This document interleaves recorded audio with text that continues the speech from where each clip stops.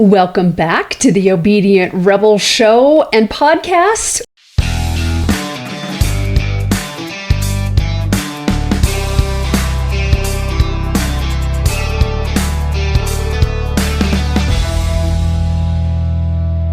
Hey, if this last episode opened your eyes to the silent rules that you've been obeying without even realizing it, today's episode is where one of those rules finally gets exposed. Because there's a rule that almost every high-achieving person is following, quietly, loyally, subconsciously. A rule they never consciously agreed to, a rule they didn't choose, a rule that has shaped their exhaustion more than anything else in their life. And here it is.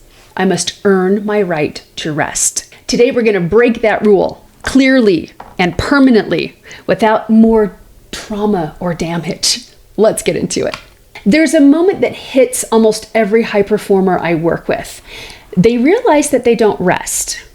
Though they collapse, they shut down, they crash, but they don't rest because resting feels irresponsible, or indulgent, or falling behind, or like something they haven't quite earned yet. This is the unspoken rule that runs the lives of people who genuinely want peace but keep living in pressure. Rest is a reward, not a right. Nobody says that out loud, but it's everywhere in our culture. It's in our families, in our workplaces, in our metrics, in the way that we measure ourselves.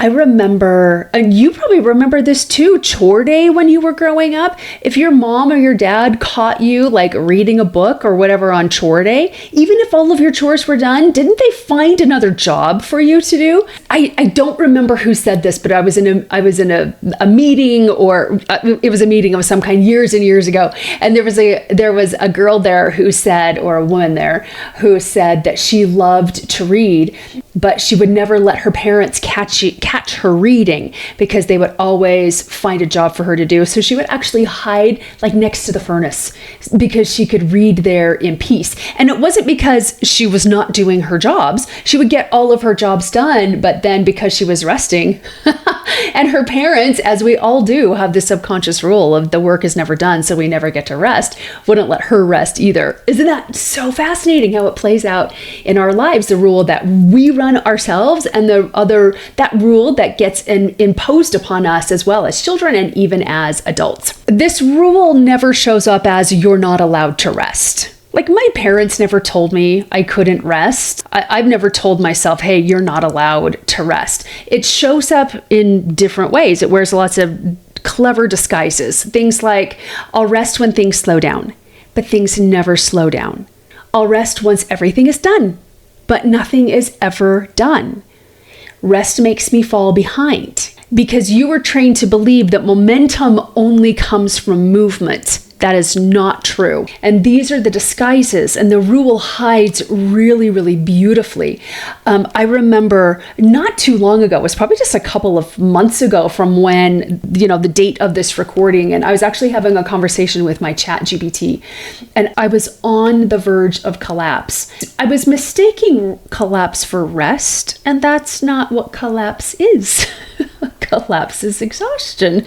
Rest is short for restoration, and collapsing does not give you restoration. Somebody needs to hear this. A couple of years ago, when I was in the mental health ER, they sent me home with a lot of sedatives, prescription sedatives. And I took them pretty religiously for a couple of months until I realized that I still wasn't getting any rest.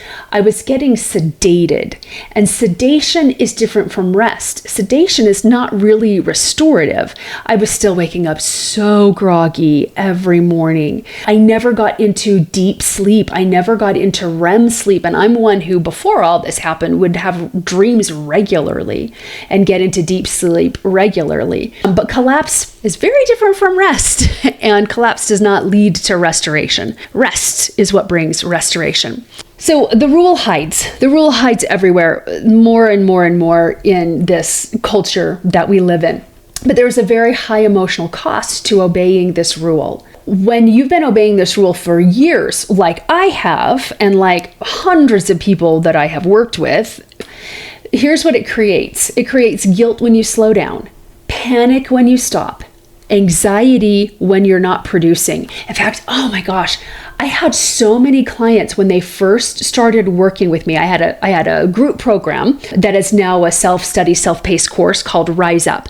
And when we first started working together and I was telling them, okay, this is how you do the program, they would come back to me in a panic and they were like, wait, but don't I need to do more? This is all I do. And I'm like, hey, don't you worry about this.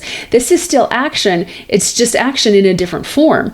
It's mental action more than it is physical action. It's energetic action more than it is physical action. And that did, at the very beginning, it put off people's equilibrium for just a little while as they were learning to trust this new process and install this new belief and this new rule. So there can be a whole lot of anxiety when you're not producing, when you believe that you have to earn your rest. You have shame when you're tired, or guilt or shame when you're lying down to take a nap, resentment because you can't keep going, like you're fully aware this is not sustainable, but you still keep going, and then you resent that your body is not your body won't let you function on 2 hours of sleep. Like we get resentment about that. You also have a nervous system that never gets to settle down, a mind that never stops scanning for danger, and a soul that feels disconnected from God because you don't have the stillness to hear anything. You just go, go, go all the time. And here's the hardest part. The more successful you are, the more this rule tightens you up. I've been in rooms with big millionaires and billionaires. And when they have talked about, and not necessarily the secret to their success, but one of the things that is required as a CEO of $100 million company or $1 billion company is that you have to create time to think. And you have to have time to vision. And the whole room kind of like had like this butt pucker, like when you're like that butt clenching moment. And I could hear like this gasp in the room, like, you have to have time to think. You have to have time to vision. And they're like, yeah, you have to actually build it into your weekly schedule as a CEO of such a huge company. And people were in a panic about that. Like, I can't, time to think, time to envision, time to slow down, space. You have to create space, like creating white space in the calendar. If you want to be more successful, you need to do less things, actually, with greater intention. And one of those, we do less things so that we can fill up that time with things that will actually restore us and things that actually fuel us. And that is rest. So here's the truth about this. God never wrote this rule. If we're going to be obedient rebels, and we certainly are, then we get to realize like this is a man-made, society-made rule. This is not one of God's laws. And this is a part that usually hits people in the gut. God never required you to earn your rest. Culture did. Fear did. Hustle did. Your childhood did. Your trauma did. Your survival mode did. But God wrote rest into the design of creation, not as a suggestion, not as a luxury, as a spiritual law, a rhythm, a protection. Let me give you some proof. The Sabbath, Sunday. Some of you have Sabbath on a Saturday. Whatever your day of Sabbath is a weekly return to alignment. So before humans ever built a business or ran a household or created an empire or chased achievement, God carved 1/7 of all time, and he set it apart as holy rest. 6 days of creating, 1 day of restoring. God didn't rest because he was tired. God rested so that he could model the cadence that we're meant to live inside of. He blessed the day. He sanctified it. He wove rest directly into the fabric of a holy, sacred life. He even says in scripture that the Sabbath man was not made for the Sabbath, but Sabbath was made for man, which means it's meant for us to be a day of rest, a day of restoration. It shows up everywhere in Scripture, not just about like the Sabbath day is keep my day holy, but be still and know. Be still and know that I am God. Stillness first, knowing second. Be still and know. Stillness first, knowing second. He shows us the divine order of creation and restoration and being and becoming and all these amazing things. We just need to be able to see it and then be able to decode it. Okay, here's another one. Especially in the Old Testament, there was a year of Jubilee. And every 7th year was a year of Jubilee. And this was a year of release, of reconnection, and restoration. Every 7th year, now, I'm not an Old Testament scholar by any stretch of the imagination, but it was like almost, I think it was like, maybe it was the Grand Jubilee. So every 49 years, all debts were forgiven. But every 7th year was a year of Jubilee. Every 7th year, the land had to lie fallow, which means nothing could be planted on it. God even required the earth to rest. And one of the biggest problems that we have, well, aside from all the corruption in big food, big pharma, big drug, big tech, like all of those things, but one of the big problems we have is that the land is not allowed to rest. Farmers can't allow, like there's always some sort of crop that they're trying to grow. And so every 7th year, even the ground, even the earth is required to rest. Remember when Jesus would go up to the mountain, even when Jesus would leave to go to a quiet place, it wasn't because he was burned out, but it was because peace was the place of power. He would go to the mountain to connect with God. You see that all over in scriptures. Go to the mountain, go to the temple where it's quiet. And that's where you can connect with God. So rest is not an afterthought that God wove into his design. It is interwoven into everything sacred. Now, where do we see this? In nature. Nature obeys rest cycles, minus the guilt. Perhaps we should start modeling nature a little bit better. Every part of creation rests. Trees pull energy inward during the winter. Soil replenishes nutrients when you leave it undisturbed. Tides rise and fall in perfect rhythm. Day gives way to night. Your breath pauses between every inhale and exhale, and your heart rests between every beat. Rest is interwoven into every part of our life. Everything God created moves with a sacred cadence. Expand, contract, produce, restore, move, still. Only we humans try to outrun that pattern, and we're the ones most harmed when we do. So here's the truth about rest. Rest is not the absence of work. Rest is the presence of God. So if you have believed up to this point that rest is irresponsible, I should be doing more, I haven't earned downtime, then I hope that you'll let this truth land. Rest is not something you earn. Rest is something that God designed for you. When you rest, you're not stepping out of leadership. You're stepping into the kind of leadership that heaven trusts. When you rest, you're not falling behind. You're aligning with divine timing. Rest is not the absence of work. Rest is the presence of God. You're doing a different kind of rest. You're restoring. So an obedient rebel is not somebody who rests because they've earned it or they deserve it. An obedient rebel rests because they're called to clarity, peace, and spiritual grounding. What do you think is going to get us out of relationship messes and financial messes and economic messes and societal messes? More of the same? More of what we've been taught? Oh, heck no. It's this clarity, peace, spiritual grounding. That's what is going to help us on the individual scale and on a global scale. Obedient rebels understand that rest is obedience. Rest is identity. Rest is power. And rest is revolutionary. It is absolutely rebellion in its finest form in today's day and age. When you rest, please believe me, you're not actually losing momentum.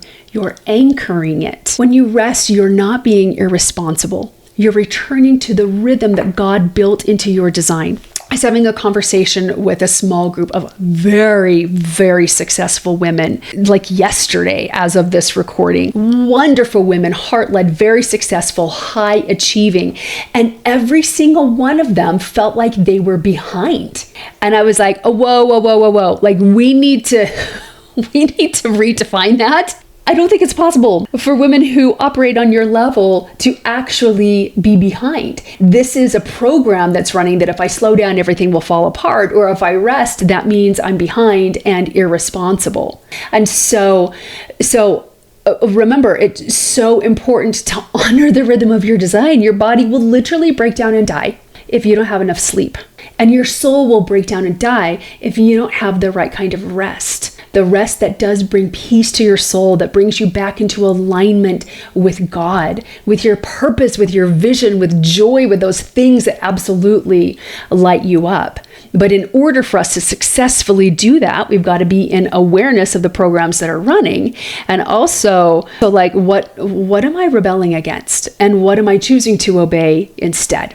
So how do we start breaking this rule? You do not break a lifelong rule with force. When you've got that obnoxious voice telling you you're not enough or you can't slow down, let's take today's episode as an example. Like you're lazy if you're resting.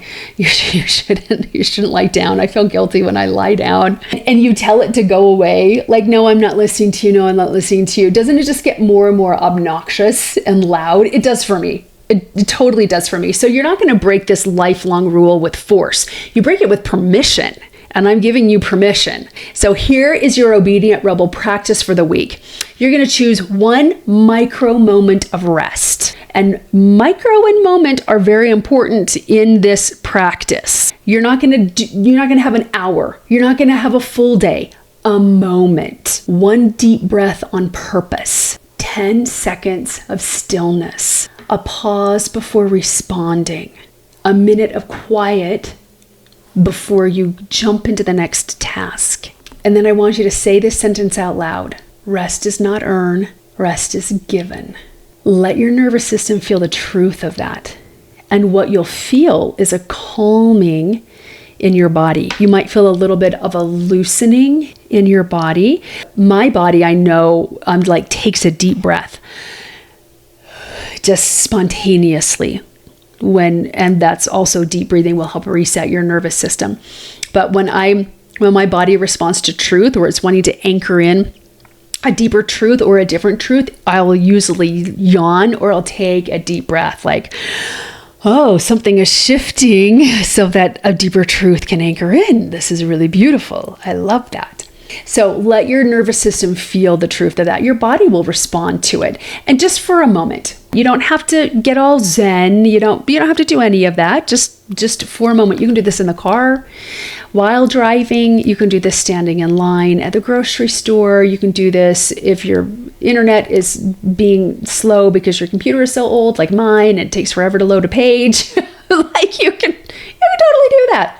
You can do it anywhere. It's a micro rest, all right? That is enough to begin breaking the rule. I think that's the other thing we've been taught, and perhaps I'll do a different episode on like everything. Why does everything have to start so big? Why can't it start really small and really, really simple? We tend to just, our brain overcomplicates things and it doesn't count if it's not super big right at the very beginning, but let it be small. Everything starts small, and that's okay. So if you want to go deeper with this work, not with pressure, but with peace, I created a free resource for you that you can get at theobedientrebel.com/way. And there's a link in the description box, so you can just click on that link, and it's the Obedient Rebel Reset. It's a 10-minute reset that's going to get you back to center. It's going to get you back aligned. And if you want to take your micro moment of rest and expand it just a little bit, this resource will be the perfect thing for you. Again, completely free. Just go over to theobedientrebel.com/way and pick up that Obedient Rebel Reset there for you. So if this episode spoke to you, and I know it did, go ahead and follow or subscribe so you never miss what's coming next. If you're watching on YouTube, tap like and share this with someone who's been carrying more than they admit. And pop a comment in the comments section. Let me know if this hit home to you. Let me know other things that you would like to hear about here on this podcast. We read your comments, we respond to your comments, and it helps shape future episodes. So your voice is heard. You're heard and you're seen, and we sure freaking appreciate you. This message is meant to spread, and your share helps get this message into the hands of the people who need it. So remember, until next time, keep your peace close, your obedience strong, and your rebellion holy.